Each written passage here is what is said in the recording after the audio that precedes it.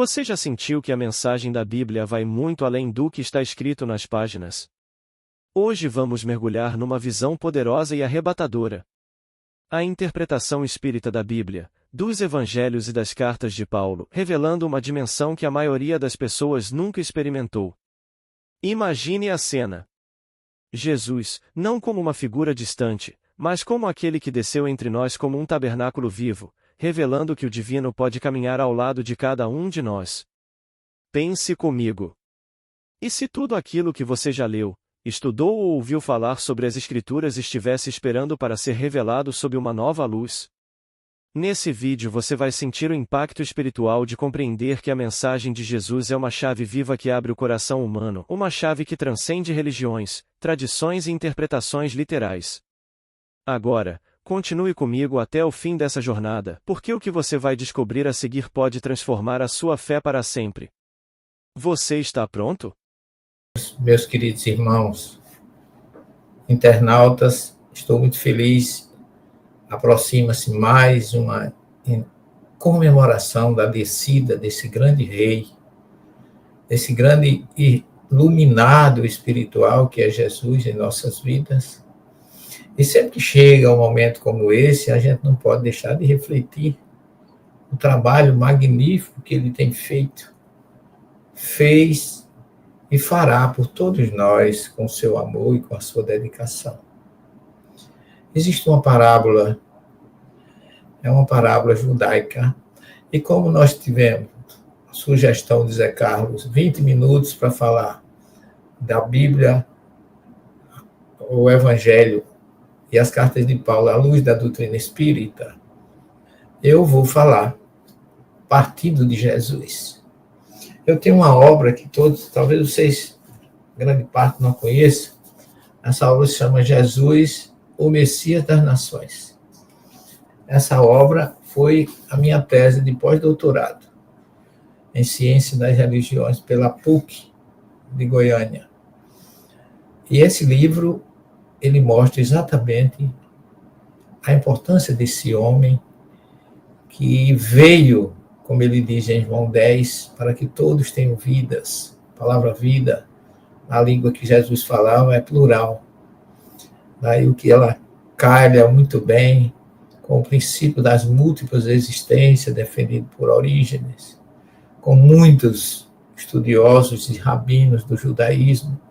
E Jesus, que era um grande rabino, aquele que veio falar para rabinos, ele deixou o maior dos seus ensinamentos, o seu exemplo de humildade. Quando eu entro na gruta de Belém, quando eu entro naquela região onde foi a manjedoura, alguma coisa envolve a gente de tal forma que você não sabe como explicar. Porque a energia é exuberante, é um transporte espontâneo na história que você regride 2000 anos e capta a suavidade daquele lugar.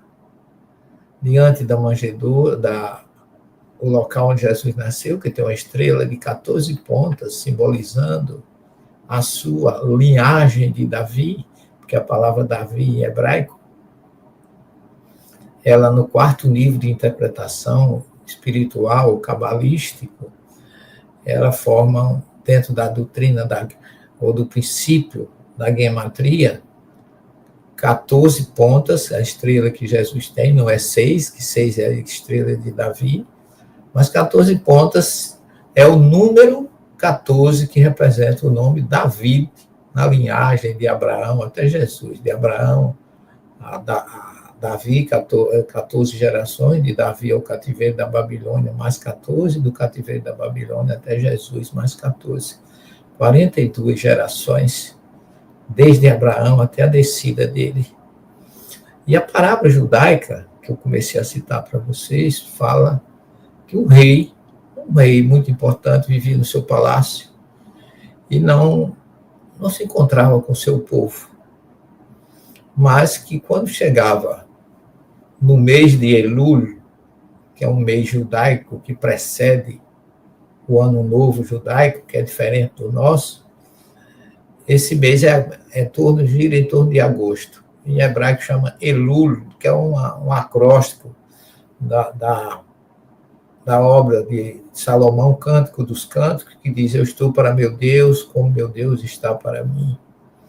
E esse Deus, diz o rabino Salmano, que ele, uma vez por ano, ele descia ao campo, armava sua tenda no campo, junto com o povo.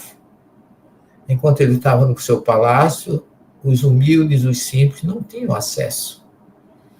Mas, uma vez por ano, ele armava sua tenda no campo e as pessoas diziam Hameler Besader, em hebraico significa o rei está no campo.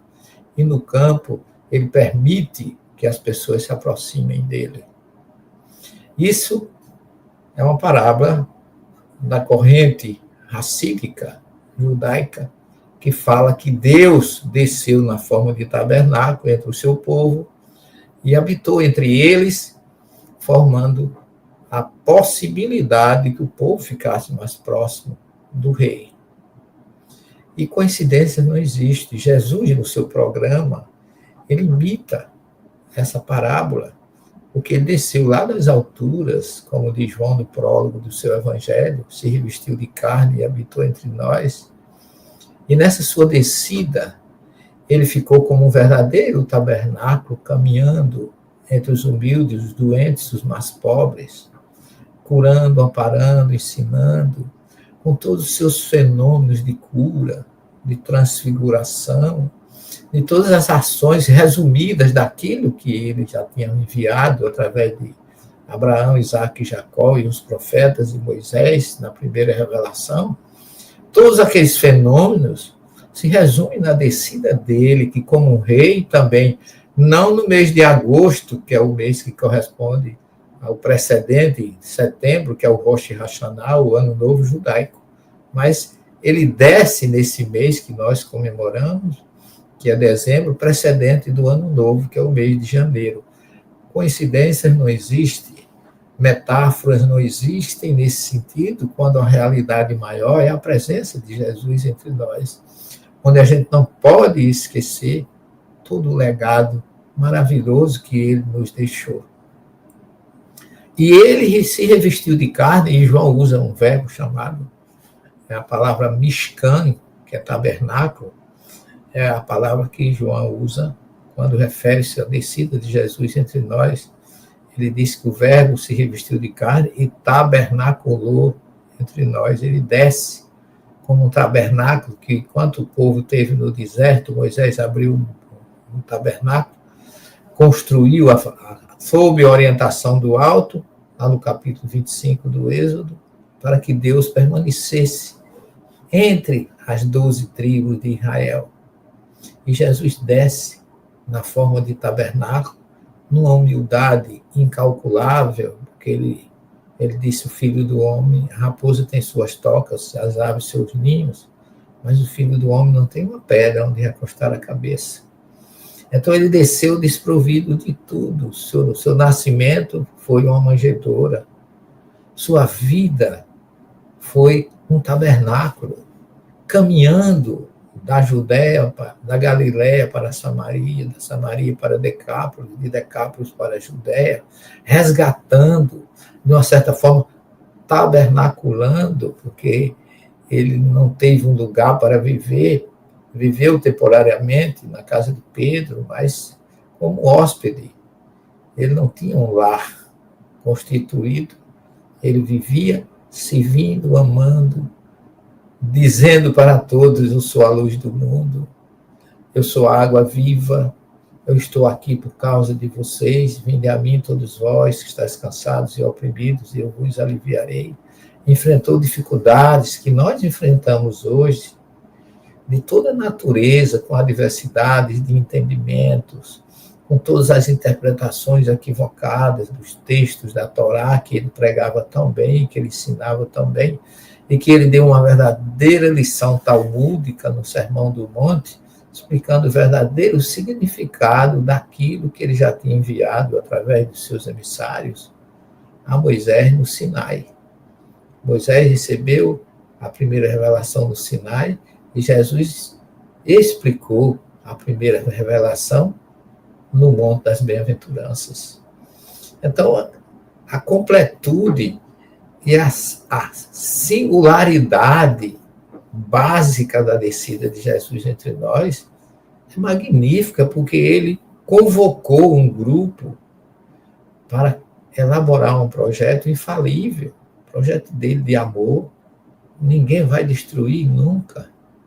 É uma luz na escuridão, nas trevas, como Moisés diz lá no primeiro versículo, que Deus disse, e rior, haja luz, vai rior, e a luz se fez, e essa luz, Jesus.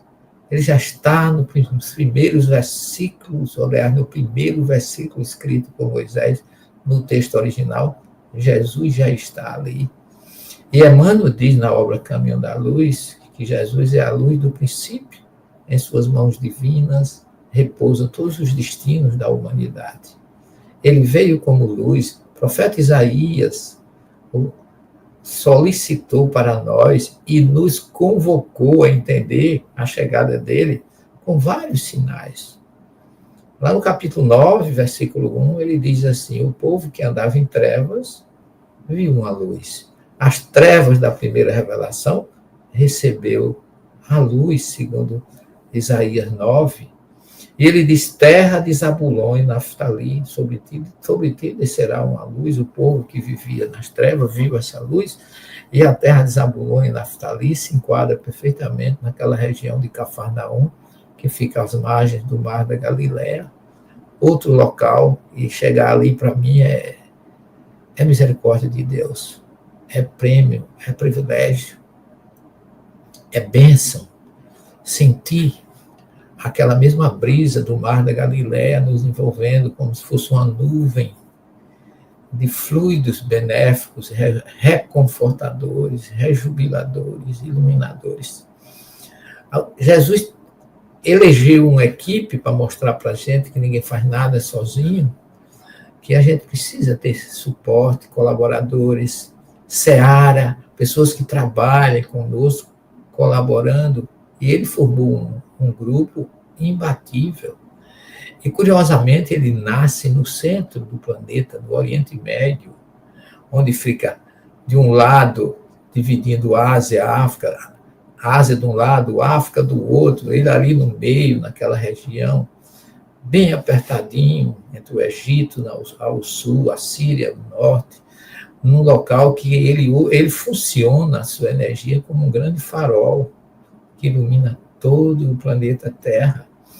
Então, ele veio realmente trazer conforto, trazer luz, e num momento como esse, que se aproxima o Natal, onde nós comemoramos a chegada dele entre nós, a humanidade precisa, nesse momento de transição planetária, entender que cada ano que se comemora a descida dele entre nós, ele é aquele rei que está no campo, simples, desprovido de pompas, a serviço de todos, sem nenhum privilégio para ninguém, mas todos com o mesmo direito de se aproximar dele, amando indistintamente o samaritano, o não samaritano, o discriminado da sociedade, os publicanos, que escolhe Mateus para ser um discípulo, e o chefe dos publicanos, ele vai à casa dele levar conforto e libertar esse homem,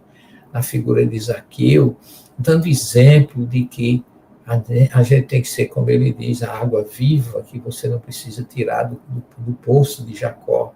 Ele vem ao nosso encontro como uma fonte que jorra e nos envolve com a sua luz e com seu amor.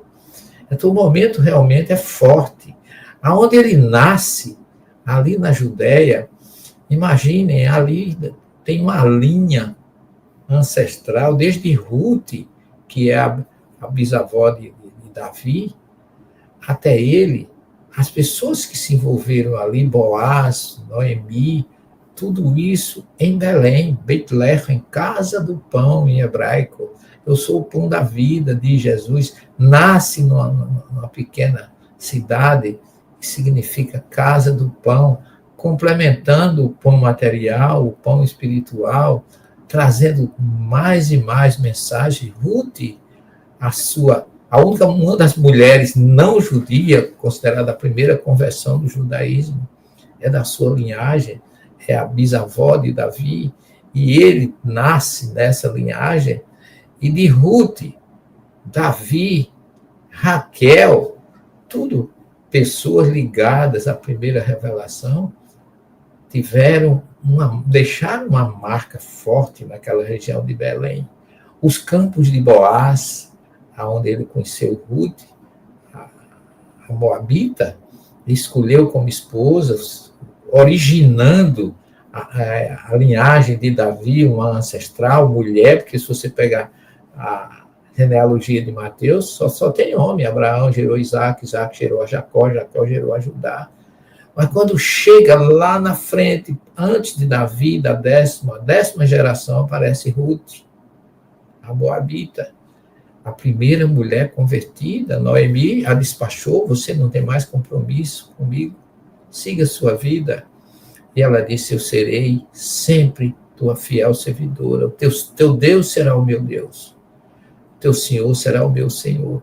E não a deixou. E essa mulher nasceu, a história dela é toda em Belém. Noemi em Belém.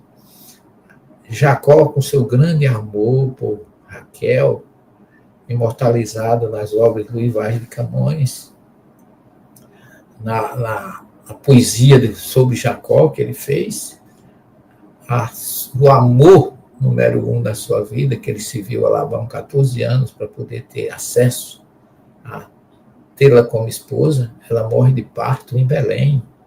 E ali, quando a gente entra, vem de Israel, de Jerusalém para Belém, que é pertinho, na fronteira tem um monumento que é aonde Jacó construiu aquele monumento. A sua amada Raquel está ali, e Jesus nasce bem próximo, na mesma região. Então, ali há um núcleo espiritual muito forte, um legado, um alicerce de amor, de dedicação e de fidelidade à linhagem de Davi e de Jesus, que nasceu na mesma tribo de Davi, na tribo de Judá, que fundou o judaísmo e que vem derivado do judaísmo, o cristianismo, e Jesus fazendo toda essa conexão espiritual importantíssima dentro de tudo que ele realizou entre nós, que cada vez mais, eu particularmente sou suspeito para falar, mas eu me sinto tão feliz falando a respeito das coisas de Jesus. Já entrei 14 vezes naquela gruta. Cada uma eu recebo uma lição, um presente, uma visão, um sentimento, que cada vez mais eu reverencio e agradeço a Ele por ter me proporcionado nesta encarnação uma techuvá, como se diz na língua lá do seu povo, que é um retorno, um reencontro. Para vocês terem uma ideia, em 1964, quando eu entrei no seminário, que o meu reitor dava aulas magníficas, ele era professor de religião. A primeira vez que ele falou no Mar da Galileia, eu me emocionei. Eu senti algo estranho e fiquei sonhando com um dia ir naquele local. E já fui mais de 14 vezes. E toda vez que eu vou ali, eu me reencontro. Aquela geografia, aquelas oliveiras, aquele mar, as ruínas da casa de Pedro falam muito ao meu coração. Porque de Belém a Cafarnaum, a distância é nenhuma. É uma linha de amor. Certa ocasião, quando eu voltei em 2009 com um grupo de 90 pessoas, que sempre que eu vou ali, a ideia que eu tenho é dizer assim: olha, Jesus, eu estou trazendo eles para você. Isso engrandece muito o meu sentimento. Eu levo como se pudesse, eu estivesse conduzindo e apresentando essas pessoas para a felicidade desse reencontro com ele. Sempre faço um evangelho ali, que é uma coisa que eu nunca deixo de me emocionar. Porque a 1,5 metro de onde Jesus ensinou, curou, amou, amparou, você não pode ser indiferente. Eu tive uma visão ali muito forte de um túnel, um cone luminoso que subia e se dirigia e espraiava para o planeta inteiro.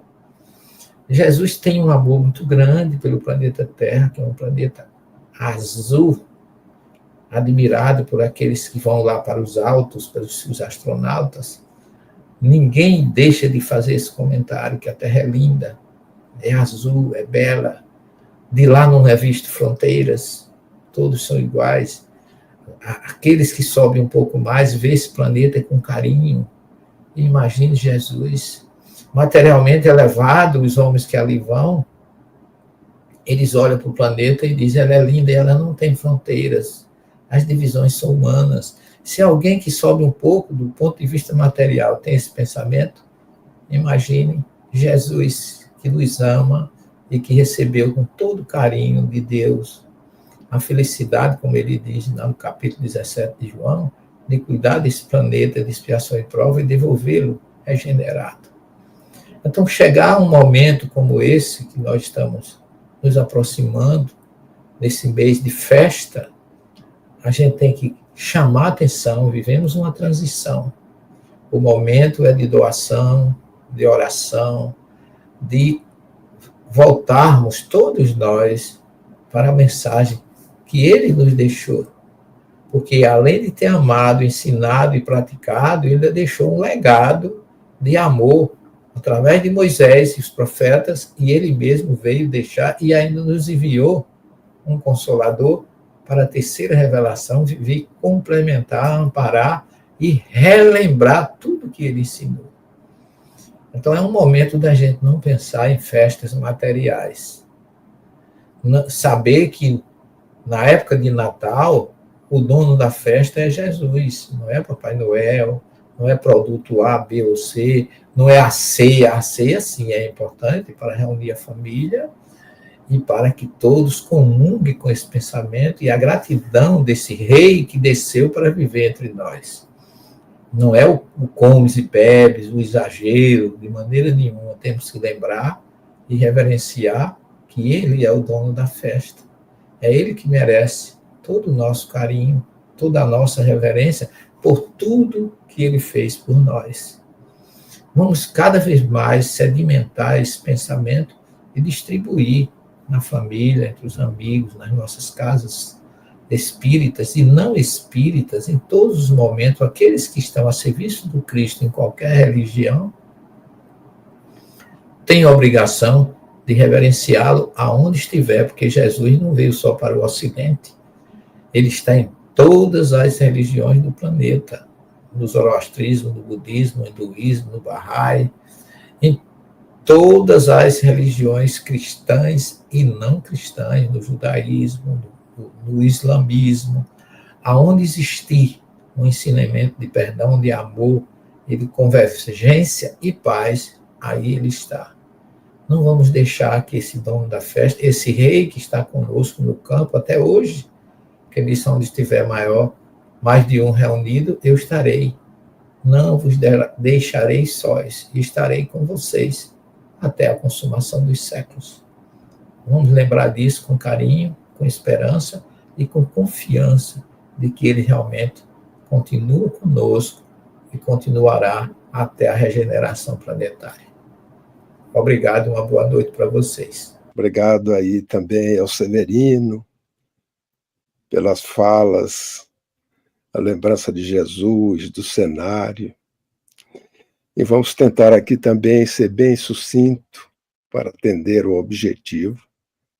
Quando nós verificamos a Bíblia, a visão do Espiritismo da Bíblia, nós vamos encontrar ali fatos contidos neste livro ou podemos dizer, nos livros que a compõem, que a razão hoje desenvolvida pela ciência, ela não aceita estes fatos, assim como outros, porque eles parecem estranhos, porque derivam estes fatos de costumes que já não são os costumes da atualidade.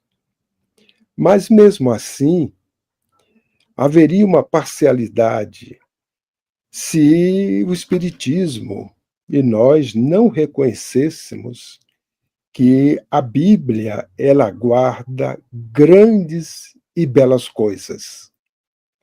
A alegoria neste livro ocupa considerável espaço e ela oculta, sob o véu alegórico, verdades sublimes que vão cada vez mais se patenteando à proporção que nós vamos descendo ao âmago do pensamento, e isto vai desaparecendo à proporção que o espírito da letra vai sendo retirado e aquilo que aparentemente era um absurdo vai se apresentando de uma outra forma.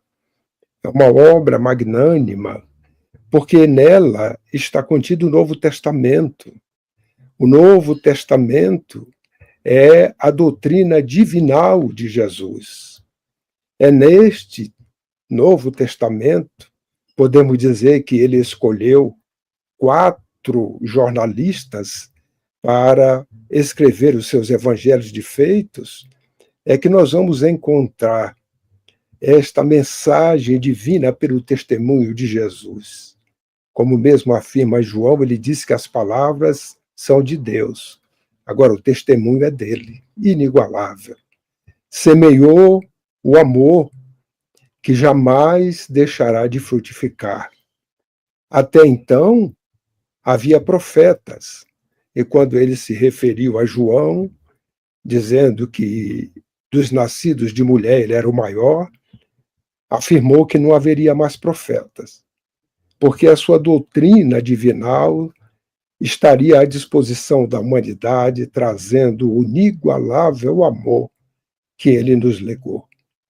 Então, quando nós observamos Jesus, o Novo Testamento, a mensagem divina que hoje ela é revivida, ressuscitada na sua pulcritude, na sua pureza pelo Espiritismo, nós vamos compreendendo como uma chave fácil, direta, o entendimento das parábolas, das alegorias, desta mensagem que Jesus nos trouxe e que o Espiritismo nos vem resgatar como sendo uma chave fácil para o entendimento.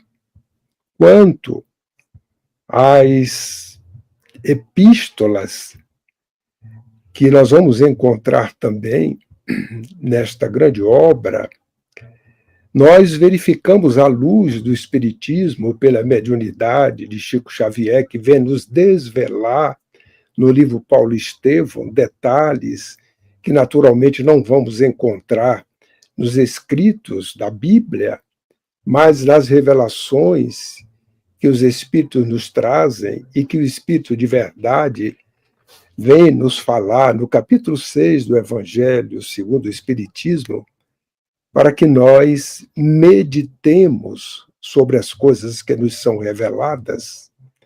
Nós vamos encontrar ali revelações que fazem-nos melhor entender as epístolas de Paulo. No momento em que ele, cheio de demandas de todas as igrejas, daqueles que chegavam para que a sua presença física pudesse estar junto àqueles outros irmãos que ali trabalhavam, laboravam nas igrejas, num determinado momento, em Corinto, na igreja, ele sozinho, já não havia mais ninguém, ele entra numa prece ungida a Jesus, rogando que o auxiliasse, para que ele pudesse resolver aquele desafio. E ele entra num estado de visualização transcendente e observa a voz do amigo divino esclarecendo a ele, pedindo para que ele tenha confiança, que o Cristo estaria sempre junto com ele, e deixa a ele de que a partir daquele momento Estevão estaria mais próximo dele para que estas cartas, já que ele não poderia estar próximo fisicamente, mas as epístolas poderiam ao mesmo tempo ser divulgadas de forma simultânea, que ele colocaria Estevão próximo dele para que Estevão fosse o mensageiro das palavras do Cristo. E é assim que Paulo começa então a não escrever, mas de forma inspirada, solicitar àqueles que estavam próximo dele para que escrevesse a sua voz, a sua fala, inspirada por Estevão.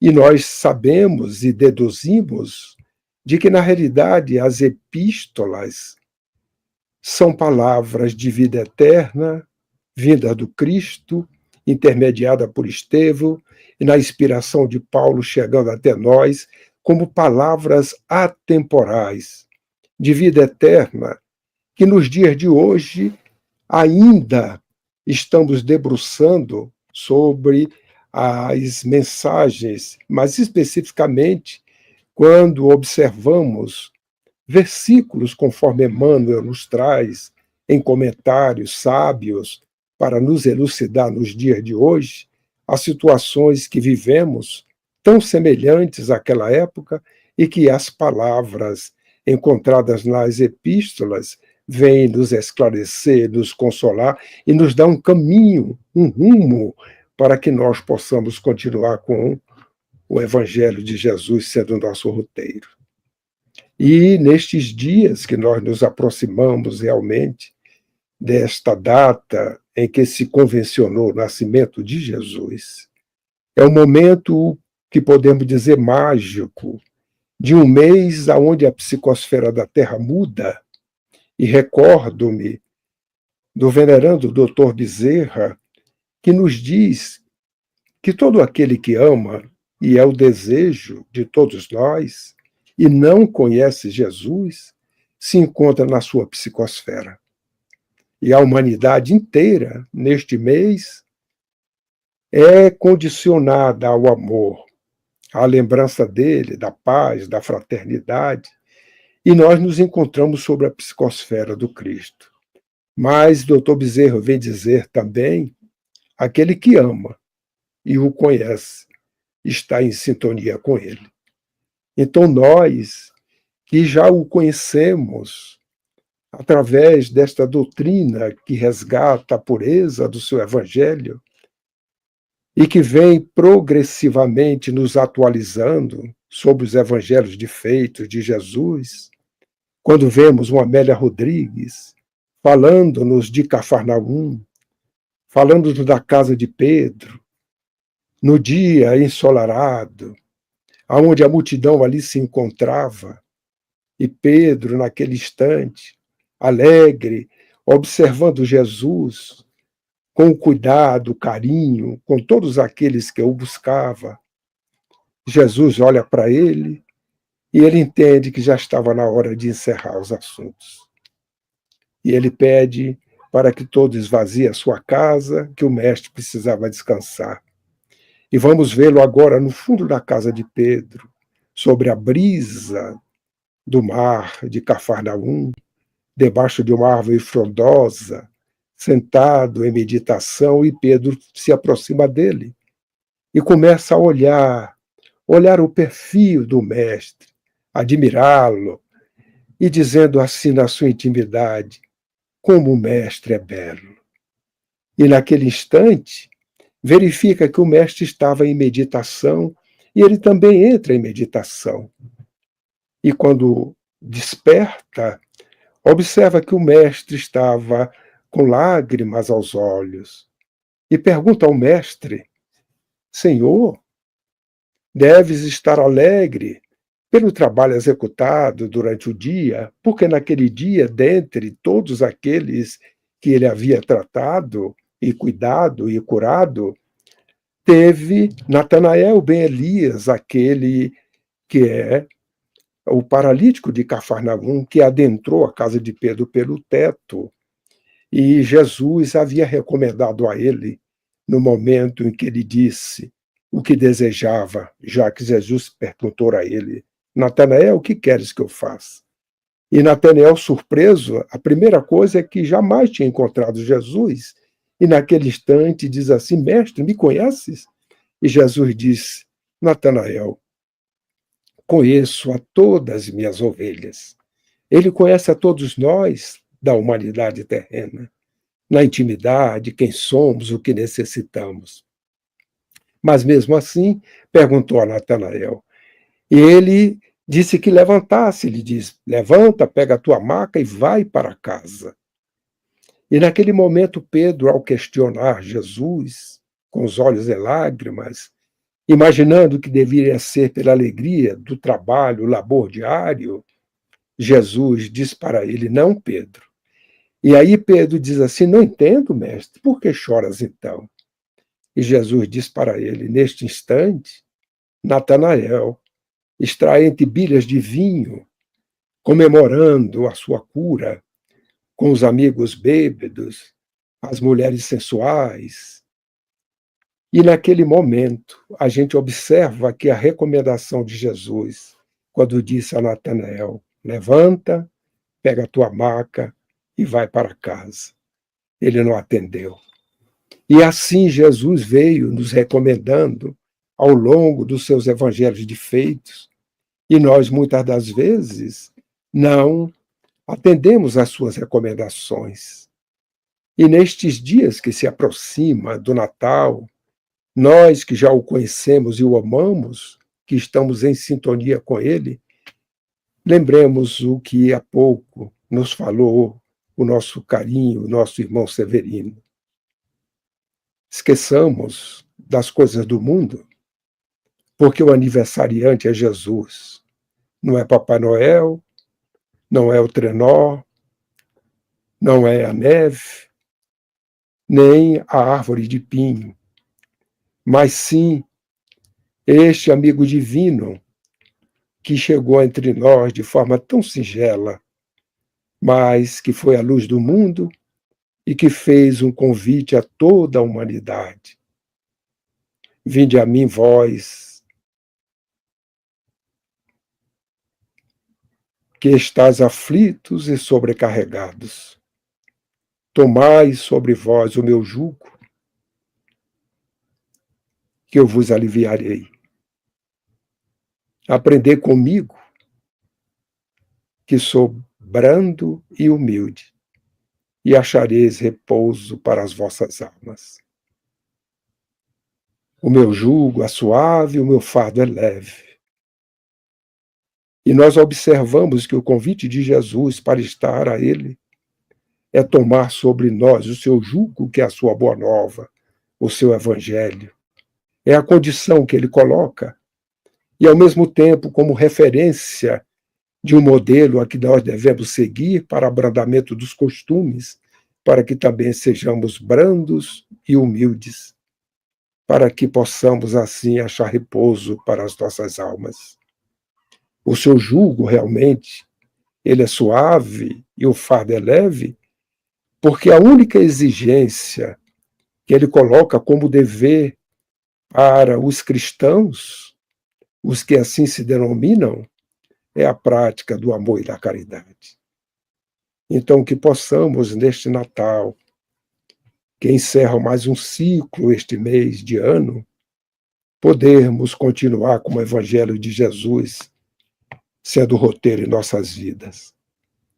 A forma de termos as nossas consciências tranquilas.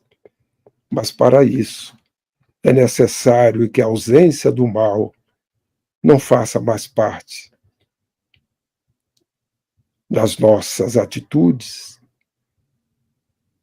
mas que o bem seja por nós praticados. E que A prece, esse elo divino que nos prende ao Pai, seja a nossa fortaleza. Evangelho como roteiro, consciência tranquila como consolo, a ausência do mal como estratégia e a prece como fortaleza. Muita paz. Você já percebeu?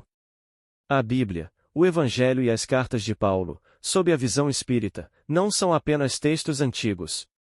Eles são mensagens eternas, escritas para tocar o coração de cada alma sedenta por sentido, amor e propósito. Jesus veio como uma luz que não se apaga, uma luz que não tem fronteiras. Ele desceu para vivenciar conosco a condição humana e para nos dizer, hoje, que nós não estamos sozinhos. Cada palavra dele, revelada, interpretada e vivida, tem um propósito maior. Despertar em você o desejo de amar, perdoar, transcender. Se essa mensagem tocou você, deixa nos comentários o que ficou no seu coração. Compartilhe com alguém que precisa sentir essa luz hoje. E, se ainda não se inscreveu, inscreva-se no canal e venha conosco nessa jornada de fé, luz e transformação espiritual.